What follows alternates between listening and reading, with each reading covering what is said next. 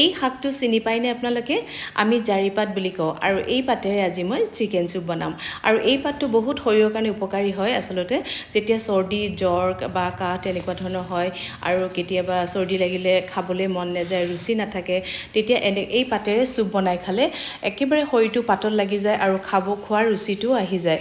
আৰু এয়া মই মোৰ মাৰ পৰাই শিকিছোঁ আচলতে, কাৰণ মায়ে আগতে আমাৰ চৰ্দি জ্বৰ কাহ তেনেকুৱা ধৰণৰ হ'লে মানে অকণমান আৰম্ভ হ'বলৈ ধৰিলেই এই পাতেৰে আমাক চুপ খুৱাই দিয়ে আৰু তেনেকৈ আমাৰ চৰ্দিখিনিও ভালকৈ লাহে লাহে নোহোৱা হৈ যায়গৈ, মানে মেডিচিন খাবলৈ প্ৰয়োজনেই নোহোৱা হয় কেতিয়াবা। তো এইখিনি মই চিকেন চুপ বনাম। এইটো চিকেনখিনি মই ভালকৈ অকণমান ফ্ৰাই কৰি ল'লোঁ, মানে বেছি চিকেন নালাগে ইয়াতে, অকণমান হ'লে হৈ যায় আৰু লোকেল চিকেন হ'লে ভাল হয়।